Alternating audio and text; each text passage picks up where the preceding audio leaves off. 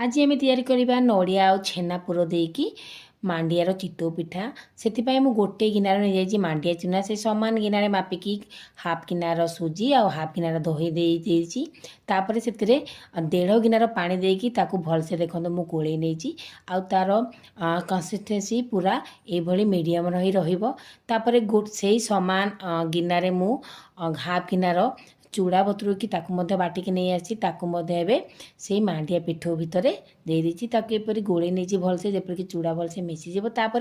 से स्वाद अनुसार पकई दीजिए गुड़ आपण गुड़ निज स्वाद अनुसार पकई पारे आपड़ चाहे चीनी यूज करेंगे कि गुड़े आम चितौ पिठाटी बहुत बढ़िया लगी है मु गुड़ पकई सारापर भलसे देखो गोले नहीं स्वाद अनुसार से पकई देती लुण ये सबको पकई सारापर भलसे गोले गोले रखीदे पूरा कवर करके ओभरनाइट मुझे छाड़ी देती तो ताकू आपण ना 5 घंटा फर्मेसन मत छाड़देवे तो तापर दिन